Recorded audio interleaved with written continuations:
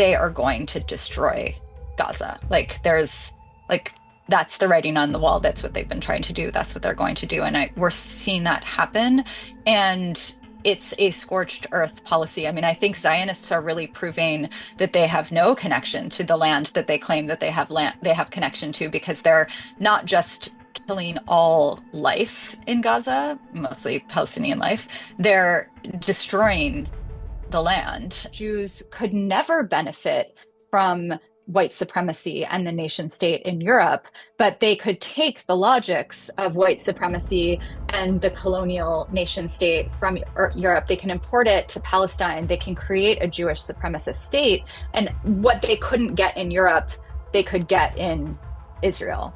Zionists hate Palestinians more than they hate anyone else. And, Palestinians simply existing is seen as a threat to the Zionist state, let alone resisting, let alone protesting, let alone publishing, speaking out, et cetera, et cetera. And I think what we're seeing is the end of empire, and the end of empire is incredibly violent. It's going to be a lot more prolonged than we want. But I think that this old world is dying, and Zionism is dying, and American imperialism, I hope, is dying. And that might not benefit me. I don't know if I'll live to see the end of that, but it gives me some hope to be around young people who are just completely unwilling to continue with the status quo that's a genocidal status quo. Institutions of power will not save us. We know that the NGOification of the world will not save us, and the only thing that will save us is ourselves.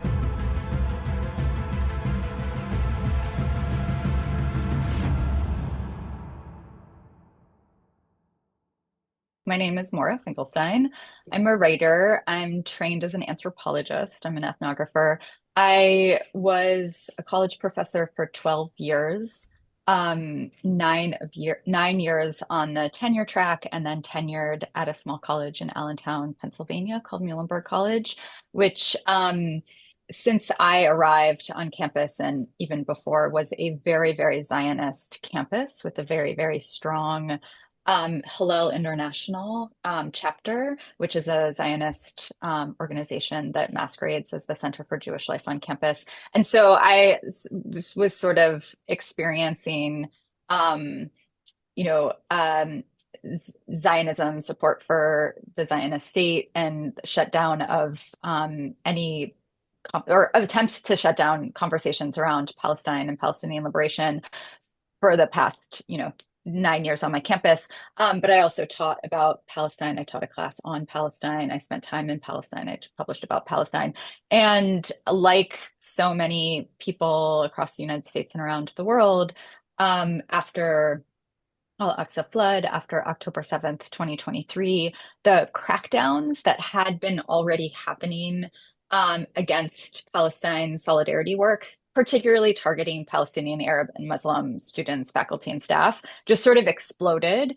And because I was already on the radar of Hillel and Zionist organizations, there was a very fast mobilization to sort of campaign to get me fired. That sort of was a game of whack-a-mole over the fall 2023 semester. The administration was first concerned about my teaching, and there was nothing to be concerned about. Then they were concerned about my publications. Academic freedom got in the way, in theory. And then by November, they were concerned about my social media.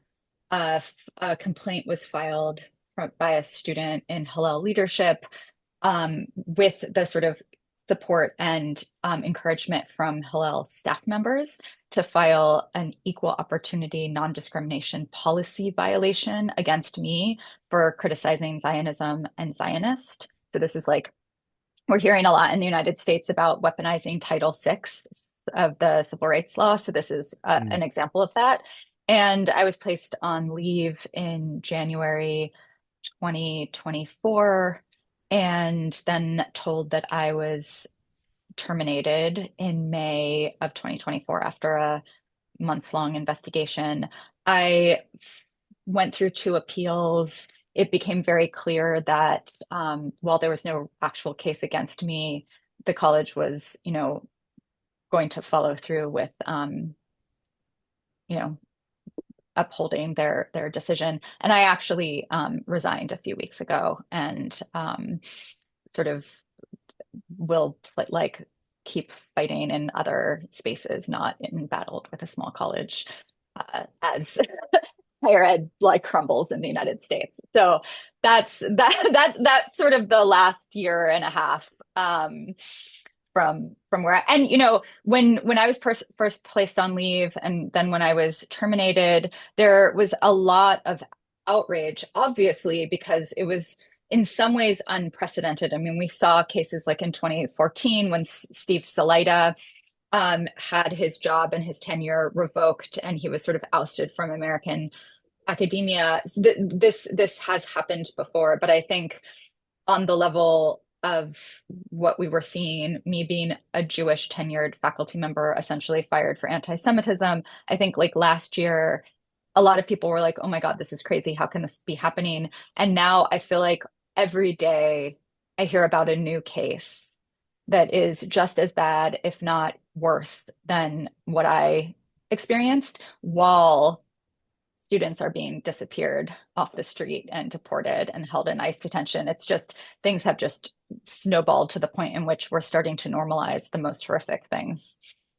Wow, actually, I was about to ask you if yours is the only case of a tenured professor being fired for ideological reasons recently, but you just explained that that's not the case.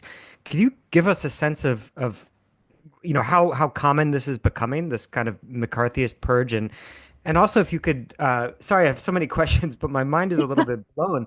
You had tenure, but then they fired you on a civil rights basis.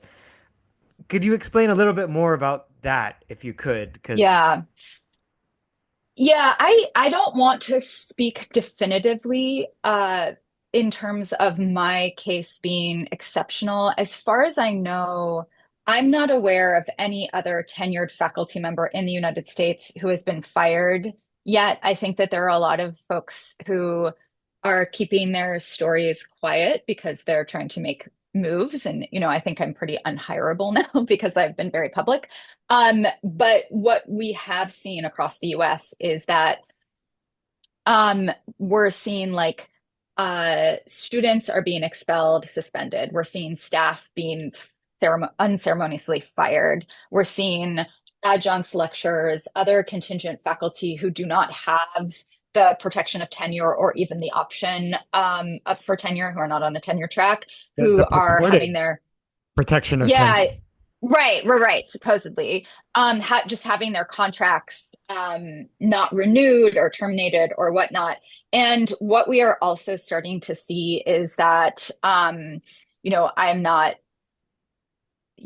like I'm not sure what the numbers are, but I've been hearing recently of non-tenured tenure track faculty who are like not pass like they're being denied reappointment at their third year review. They're being charged with, disruption through protests. There's all of these things that are sort of starting to be targeting tenure track faculty. And then, of course, there are tenured faculty who have been placed on leave, who have had their classes reassigned, they're under investigation. Whether or not termination has happened yet, I don't know. But what I think there's like a lot of things that have been happening in the US over the past few decades that have created an environment so that we can be here. One is that, almost all colleges and universities in the United States are dependent on both tuition and donors. And we've seen like a lot of, it's capitalism. So if your, patrons have particular politics and they're contributing a huge amount of money to an institution, or if your Muhlenberg College, which is 33% Jewish, I think, most of those students being recruited through Hillel International and identifying as Zionist, and their parents are paying tuition. The administrations are becoming more accountable to where the money is coming from than to the tenets of academic freedom or their faculty or whatever. And so when they're making this calculation, they're thinking like financially, I need my institution to survive more than I need my faculty to be happy or quiet or whatnot. We're very replaceable. I mean, since 2008. there are no jobs, right? So I think that's a calculation. And also with a college like Muhlenberg, and we're seeing this at a lot of colleges across the United States, colleges and universities, over the past, I don't know how many years, I would say like probably 10 years, but definitely the past year, administrations are quietly changing policies and procedures like behind closed doors so that there are um, pathways for investigation and termination that are sort of outside the bounds of like the faculty handbook, which would be like recommended by the American Association of University Professors and have sort of like standard rules and procedures for how to deal with everything from tenure to promotion to investigation, et cetera, et cetera. And so a lot of this is happening in these black boxes of, extra handbook procedures. So, like for my case, um, because I was being charged with a Title VI violation, it gets handled at a small college in a special office that's outside the bounds. So, like, this would also be the way that, sexual assault or sexual harassment would be handled. And it sort of becomes this sort of confidential, obscure, opaque procedure. And I've talked to a lot of faculty, staff, and students who are seeing this happen also with like protest rules, where all of a sudden in the policies and procedures, it's a violation to use a megaphone or it's a violation to stand in a particular place. And folks are not aware of this because these changes have happened over the summer. They've happened outside of faculty governance. So colleges and universities in the United States are really figuring out ways to get around this pesky concept, which I would put in scare quotes, of academic freedom in Mm. order to be silencing dissent. Wow. Yeah, and you actually said also, I remember in one of your interviews, you said that academic freedom is a fantasy, and I must say I'm from the Netherlands, and I wouldn't even say that it's an American problem. I would say it's a all problem all over the West. I even had a friend who is a historian who lives in Germany, and he now actually already contacted a lawyer because he is not working in Germany and he's speaking out for Palestine often, and he's just too afraid to fly back to Germany and maybe being held in some by the immigration department, and maybe even arrested. So he already contacted a lawyer and said like, "Hey, when I fly back to Germany, please keep an eye on me because I'm just not Yeah. trusting it anymore." And I think that this is it. We're in an extremely scary moment where I think all of us just have to rewrite our own history as Westerners, like what is going on here. And it's the same with academic freedom, I would say. When you said that, like academic freedom is a fantasy, do you mean like, okay, now, so since October 7, things have become so bad that we don't have academic freedom anymore? Or do you mean in general, academic freedom has always been a fantasy and it's just that we now see it more clearly? Yeah, that's a great question. I think for me, the way that I understand this concept, I think it's always been a fantasy. And, I can only speak for the United States because that's where I was trained and that's where I've worked. But in the United States, all of our colleges and universities, or like almost all of our colleges and universities, have been built, they're all built on stolen land. They're almost all built with resources accumulated through theft and enslaved labor through the transatlantic slave trade. And they are incredibly colonial white supremacist institutions that are very hierarchical. And so when you take the logics of settler colonial genocide, extraction, enslaved labor, and you apply them to these institutions, they're wildly hierarchical, they're wildly exclusive, they're wildly exclusionary. And so, we can say that there are certain people, and I would say historically in the United States, there are white men and some white women who have benefited from the sort of norm of academic freedom that I think the AAUP sort of instituted in the early 20th century, sort of turn of the century, as a way um, to ensure that the politics of the administration can't silence the research or teaching of tenured faculty. So if you're talking about tenured faculty, who can be a tenured faculty member, you're talking about a very, very, very small section of the academic community, which, maybe 100 years ago was, overly represented, but now is probably like 20% of, college and university professors. And everybody else who's part of the institution doesn't benefit from that. So for example, when I was a untenured faculty member on the tenure track, I was constantly being told, keep your head down, don't be a troublemaker, don't, call out this, don't call out that, don't teach about Palestine, don't talk about Palestine. I am not like a good subject for institutionalization. And so I didn't heed any of those warnings. And I think I benefited from my own positionality as a white Jewish person at a small college that, was more invested at the time of like civility than contestation. And I did get tenure, but I know plenty of people whose tenure cases have been contested, who were denied tenure the first time, who never end up getting tenure. And I would say the majority of those people are folks of color, they're queer, they're, they sort of, their identities fall outside the sort of normative frame of white supremacy. And so if we're talking about academic freedom, the question that I always ask is academic freedom for whom?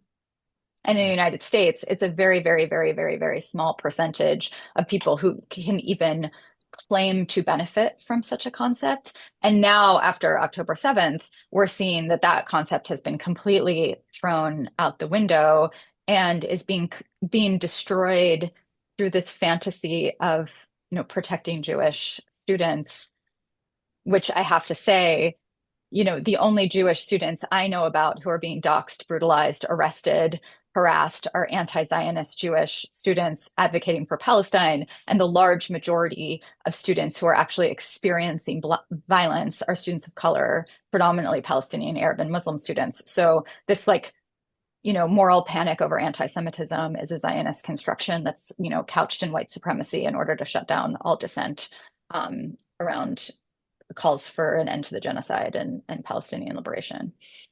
I have a question about that because I was talking with a professor friend of mine from the US, and I was after hearing about your case, and he's Jewish as well. I was saying, you might have to look over your shoulder a little bit extra simply because you're Jewish, because I'm curious to hear what you think about this. You just mentioned that like the fact that you have a Jewish identity might have actually helped you go under the radar and get tenure in the first place. But I wonder if what you think about whether that was a major factor in getting all of the guns turned on you and getting you kicked out. Because from what we know of the siege mentality, Daniel Bartal has written a lot about it in Israel. It's this mentality, this ideology in which the entire world just hates Jewish people because they're Jewish, and that's why they oppose the Israeli government's policies.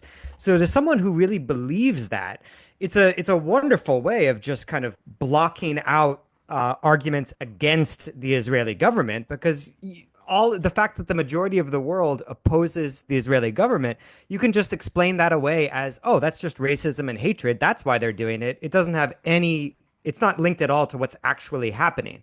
But when you have, that mentality, and then you have to somehow explain why there are so many Jewish people, especially in the US, young Jewish people who are opposing the Israeli government, that causes a lot of cognitive dissonance. How do you explain that? I mean, Jewish self-hatred can only go so far, right? It seems like it stretches your credulity to say that these millions of people all just hate themselves because of their ethnicity.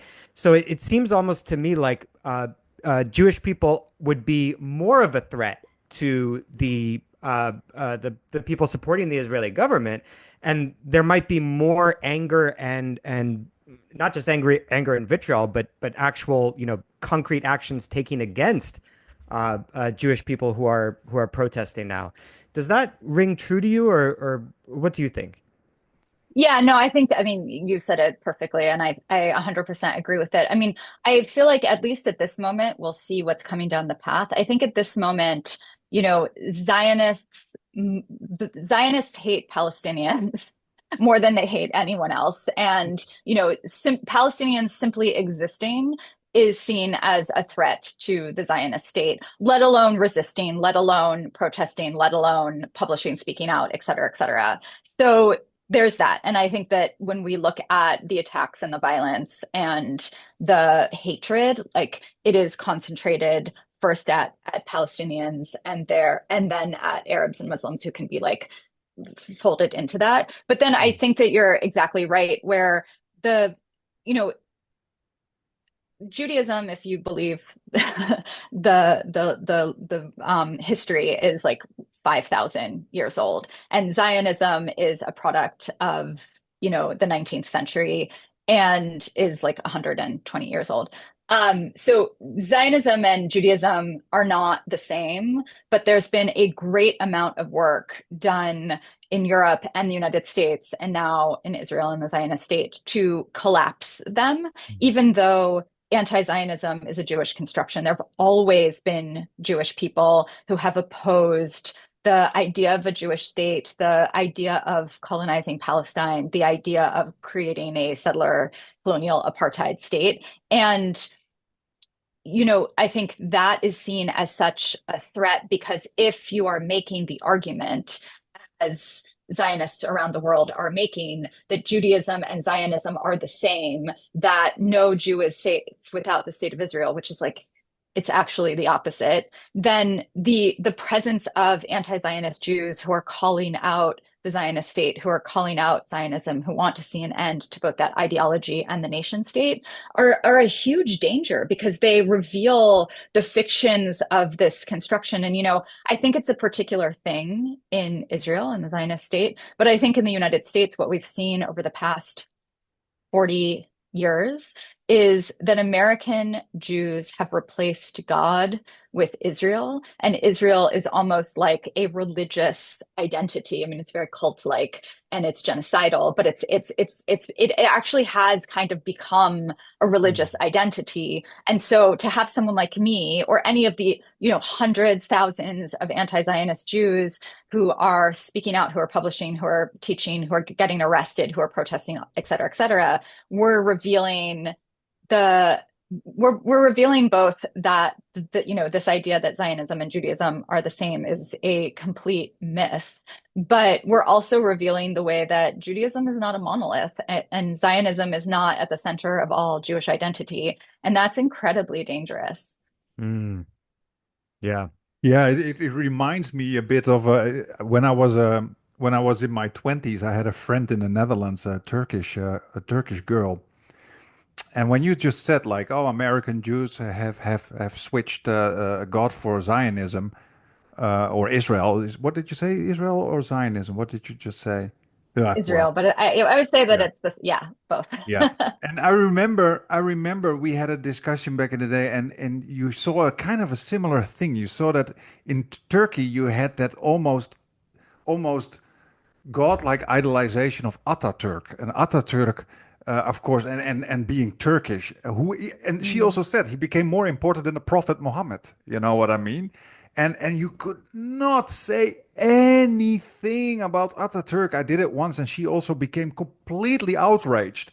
And then you just see what that can do with people when they internalize these kind of identities. And I think you see that also a lot with Israel and Zionism, because I am always so surprised by the amount of still lots of Jews in the West who still support Israel. I'm baffled by this. Like we've almost seen 2 years of genocide. What's going on here? I'm thinking, And then I think like, okay, either it's such a powerful indoctrination system, or it's extreme racism, probably a combination of both. But in your case, Maura, you're Jewish yourself. You say you're an anti-Zionist Jew. W- have you always been like this? Do you come out of an anti-Zionist family, for example? And what do you think explains this really popular support of Israel among so many Jews? Yeah. That's such an interesting connection, and I appreciate that. Yeah, that makes a lot of sense.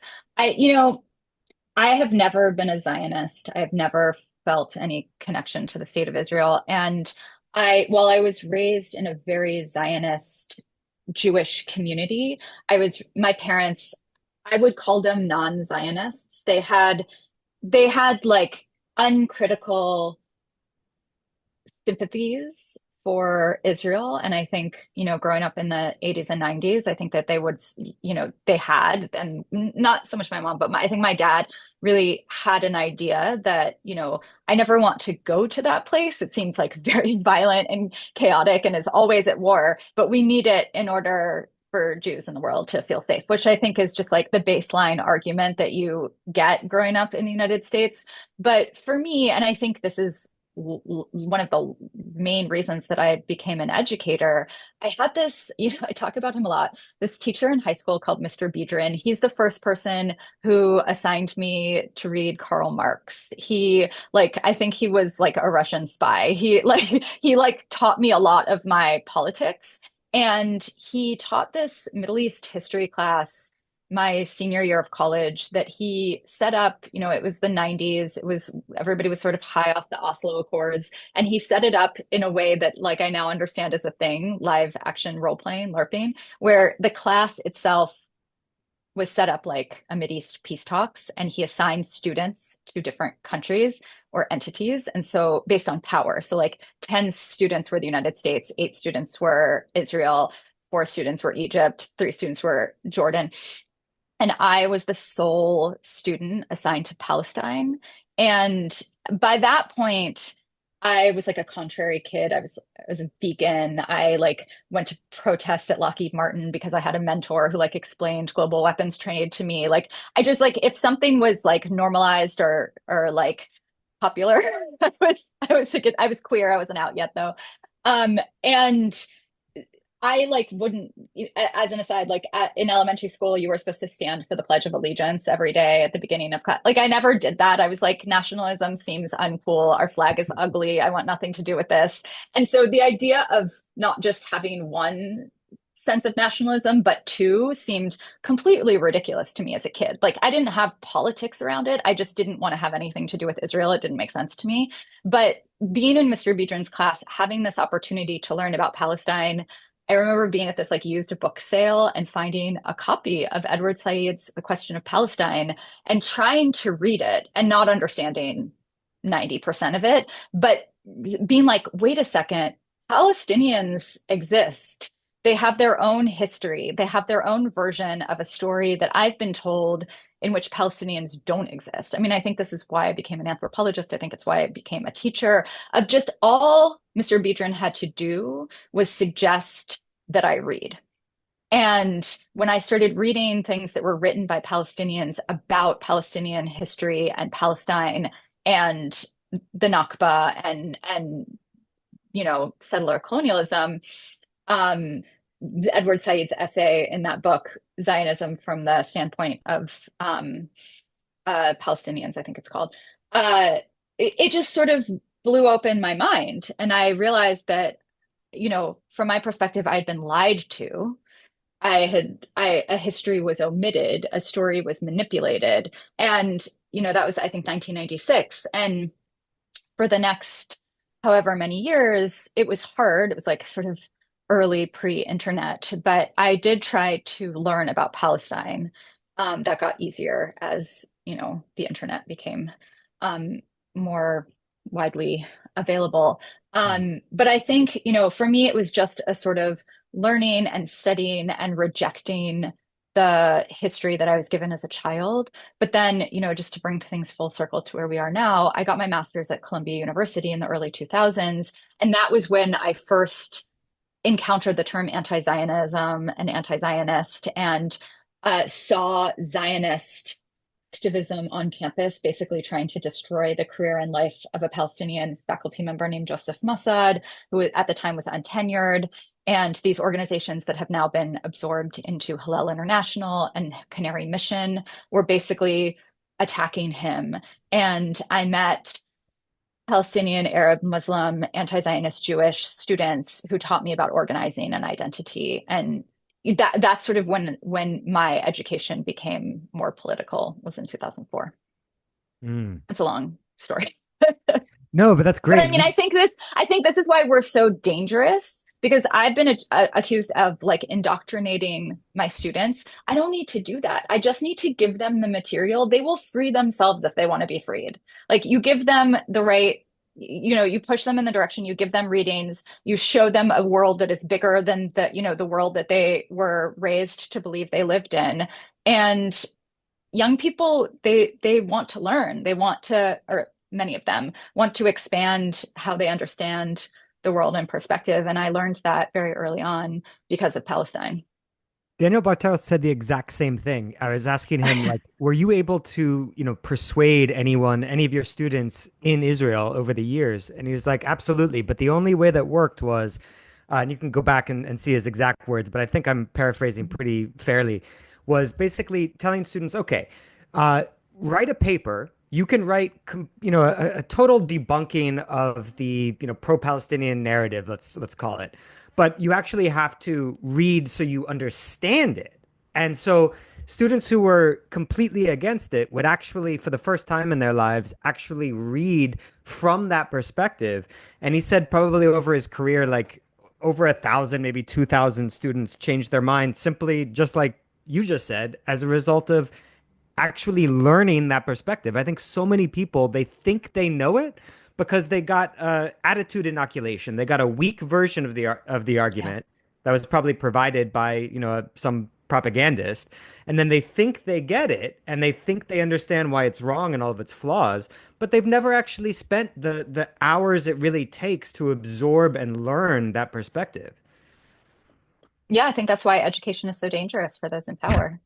Yeah. Yeah, Yeah. exactly. Yeah. Yeah. Go ahead, Peter. You want to ask something? Yeah, I wanted to get a better sense because I've been outside of the U.S. for like 7.5 years now, and from abroad, the whole like RussiaGate thing, the kind of cultural aspect of it, where a lot of like Russian music was canceled, like some concerts were canceled because it was Tchaikovsky, or I would hear crazy stuff like that, and I'm just like, what is going on in that crazy country? But it never seemed to get to the level where like I'm blanking on his name, Stephen Cohen, maybe, like someone like that who takes a view of Russian history and politics that's Mhm. outside of the very Russophobic mainstream political view. Like they were never threatened with firing or losing their tenure, as far as I know. So could you give us a sense of what is the situation now in U.S. universities?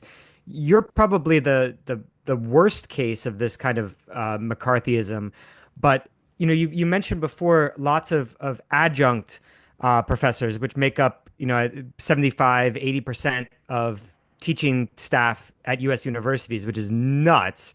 But that's a separate thing. What does it feel like on the ground over there? And also, is there any like organized pushback that you've noticed? Is there a movement against this McCarthyist campaign? Yeah. So, I mean, you know, I'm very limited by my position and my perspective and who I'm organizing with and what I'm hearing.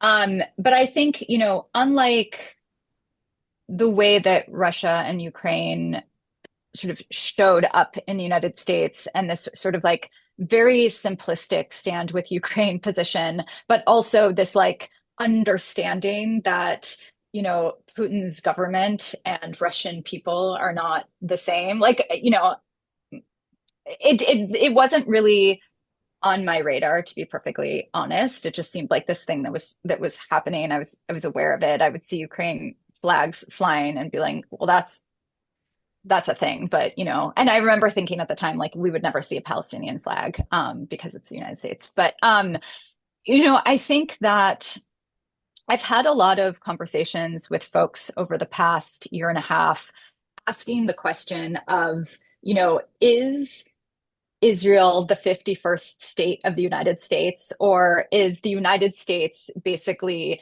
in the pocket of Israel? And I think that there are like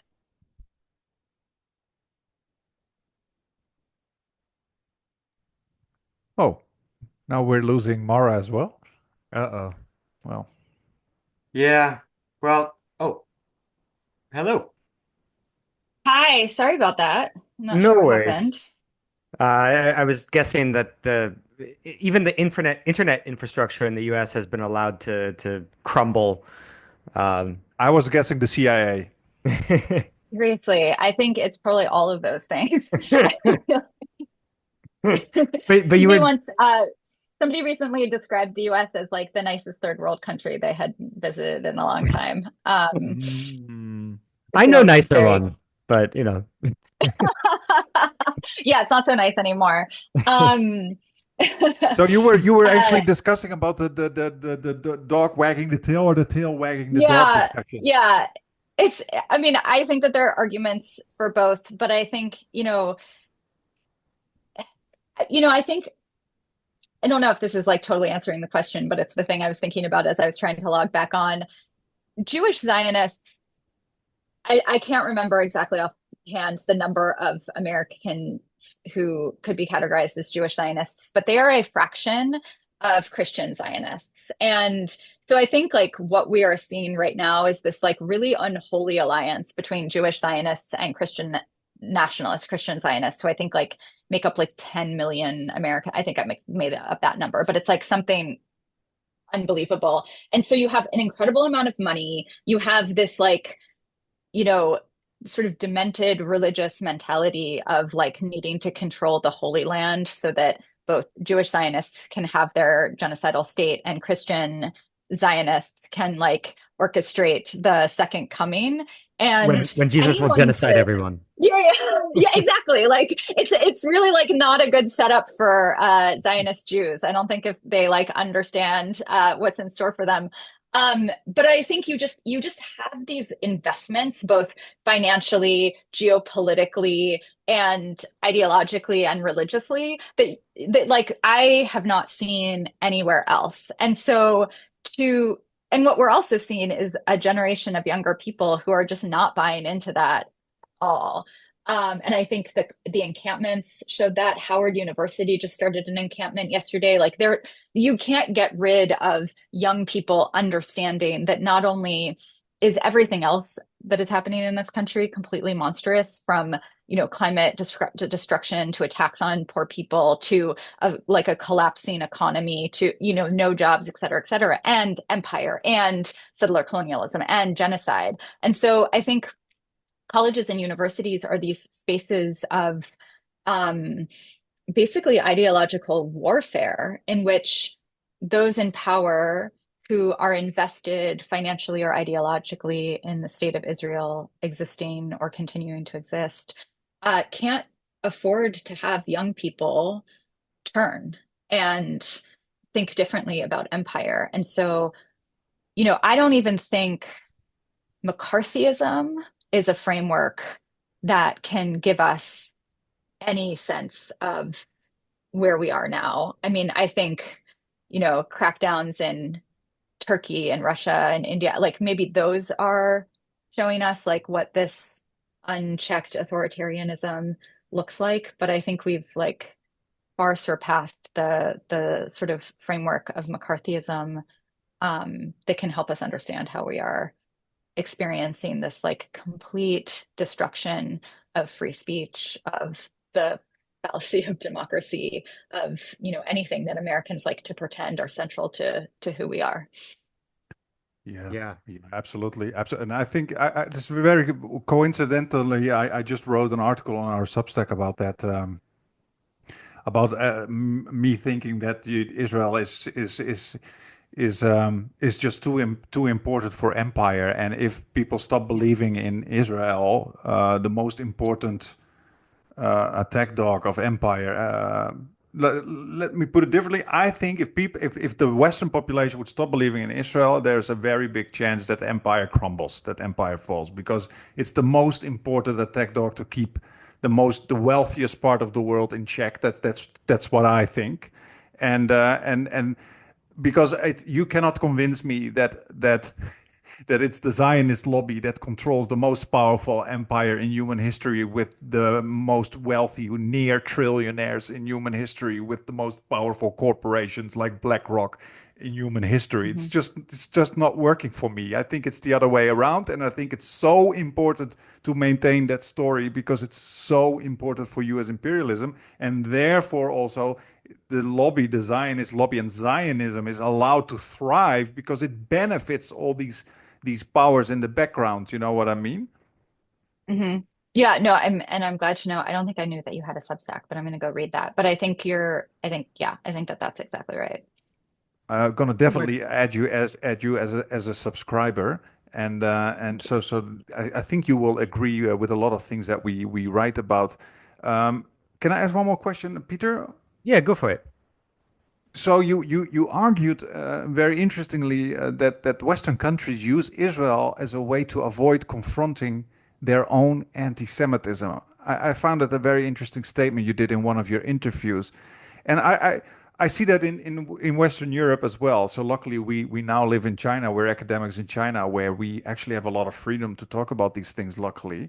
But Mm. in the Netherlands, for example, it's very normal to say that anti-Semitism is imported out of the Arab world. That's the thing. It's so normal by our politicians to say that stuff, even though the Dutch were the most prolific deporters of Jews during the Second World War. It's really distasteful. And you see it now, of course, exploding whilst a genocide is being committed against the politician. It's really Palestinians. It's really unbelievable what is happening here. It's super Orwellian. So, can you explain maybe how this dynamic is plays out in academic spaces? You know, the idea or the idea that Israel is being used to avoid confronting our society's own anti-Semitism. Can you explain that a little bit?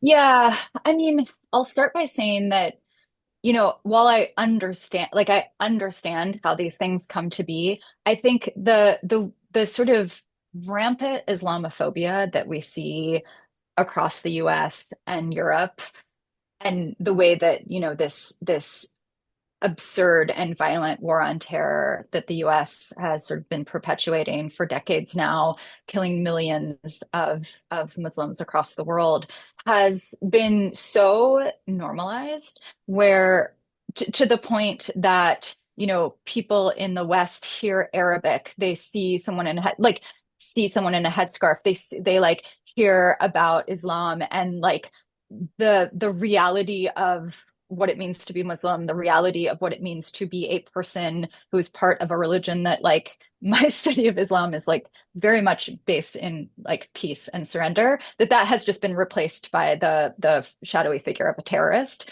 that has created, The you Hollywood know, stereotype is what I always say. The ex- Hollywood stereotype. yeah, yeah, there's this great film. I mean, it's disturbing and it's outdated at this point, but there's this film I used to show in my intro to cultural anthropology class called Real, REEL, Real Bad Arabs, that one based on the Mm. book. And just like going through and being like every movie in the 90s had a like, you know, Palestinian terrorist in it.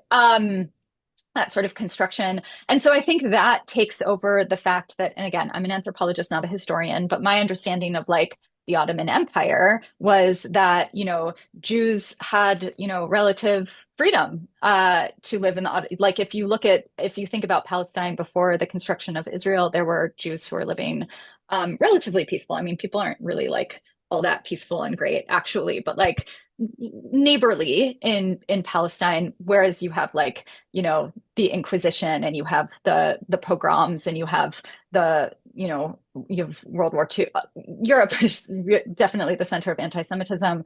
And I think that history, instead of Europe and later the United States grappling with the violence of the nation state that basically created the category of the Jew as a sort of outside the nation, right? You're not German, you're not Polish, you're Jewish. It sort of constructed this like monolithic European white Ashkenazi Jew who, didn't fit within the space of the European nation state, also didn't fit within, the American nation state. And so the final solution, the sort of construction of the state of Israel, becomes this way for these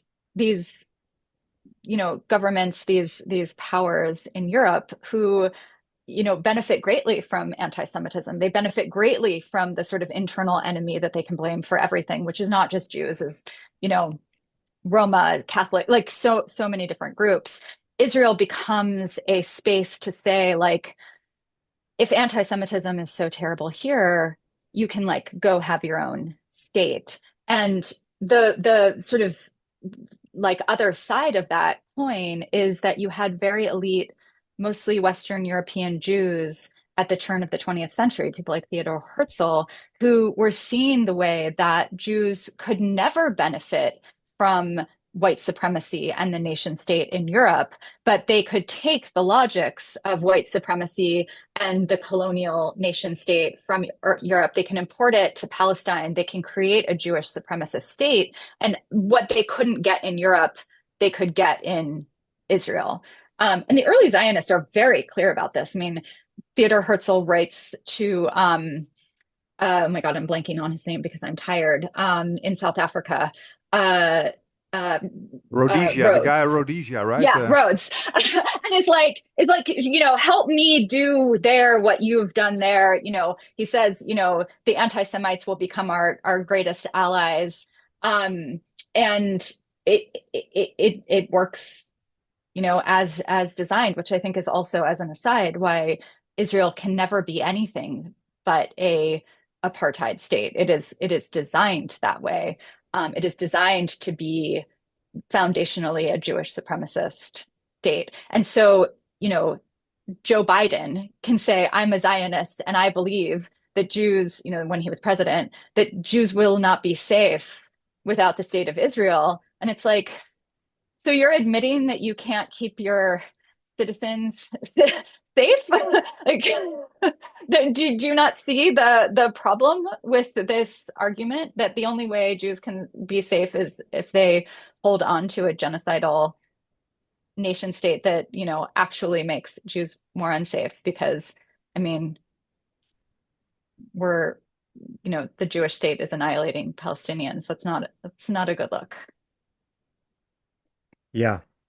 Yeah. No, I'm at a loss for words just because Yeah. I want to I was going to say I want to ask. I really want to hear something hopeful about, organizing that is just so close to toppling the consensus and the establishment. But it's really not a fair question to ask because it seems like we are a bit away from there. But you're in the US. Do you see any, I don't know, green shoots, something that might yet develop into an effective force to end the genocide, but also just completely, well, yeah, to change the US's foreign policy so that future atrocities might be stopped? I mean, are there any hopeful signs you could point to? Uh-oh. My my question was an impossible one, so it No, I broke think it it triggered broke it Zoom. triggered CIA algorithm again. Because they're not easy to find. Oh, hello. See? Hey, sorry about that. I don't know what's going on with my Wi-Fi, so I'm on my phone. Can you hear me? CIA, CIA, I No told you. worries. CIA It's With the algorithms. it's CIA and the collapse of the United States. I yes, think Yep. I think both of those things it are was right are when I true. was asking you for some like hopeful signs Hope, of hope. yeah. The guy we were I just mean, talking to, he had a great joke. He was like, "Hope is not a plan." But you don't have to make yeah. a fully fledged plan. But if there's just anything that you could point viewers to that maybe they could help out with or donate to or volunteer with, like anything that you view as a positive development. Yeah, I mean, I don't, it's a complicated question, as you know, and I struggle with this because I am actually an optimist, and hope is like sort of what I live off of, and that's been really hard this past year and a half. I feel like there's two different questions here. One is Mm. the question of Palestine, and specifically the question of Gaza. And my partner and I, said to each other on October 8th, 2023, like, they are going to destroy Gaza. Like, like, that's the writing on the wall. That's what they've been trying to do. That's what they're going to do. And we're seeing that happen.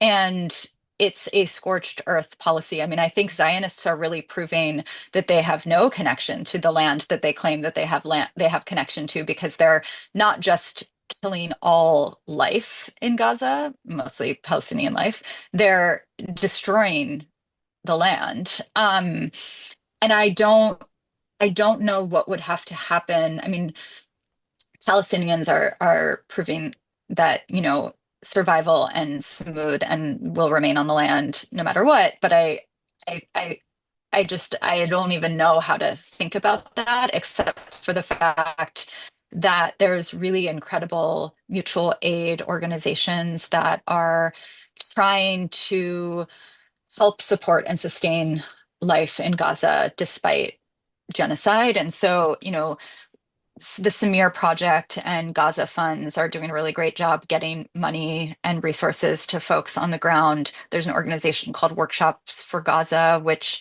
raises money for folks on the ground in Gaza. I think we're seeing that, like, we know that institutions of power will not save us. We know that the NGOification of the world will not save us, and the only thing that will save us is ourselves. And I think that there's mutual aid that is at least attempting to support folks who are remaining in Gaza.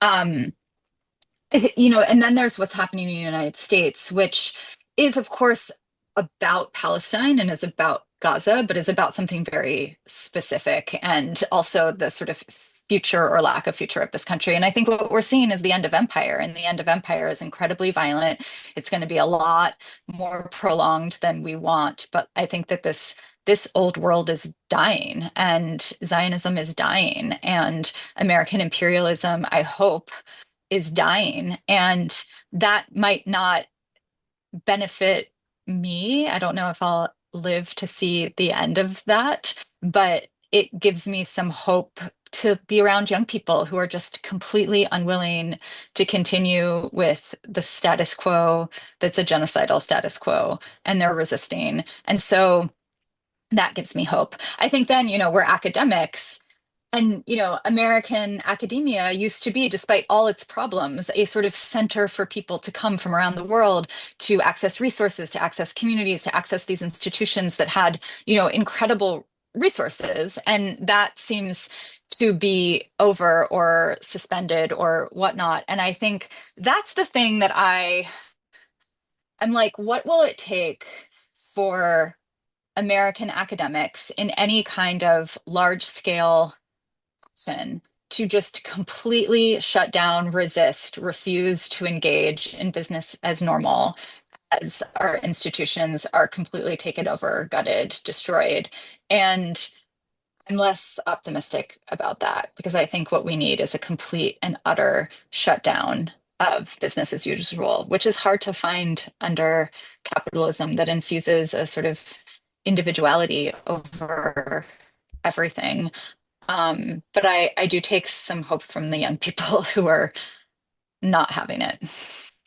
Yeah. Yeah, it reminds me of I've done quite some work on something called the social psychology of neoliberalism and the psychology of capitalism. And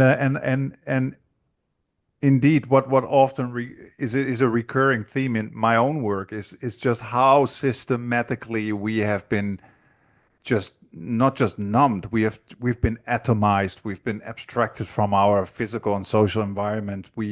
Especially in the West, then we have no idea how to bind as a group, how to show solidarity. Well, it's coming now. It's building again. I mean, there's a necessity Yeah. now.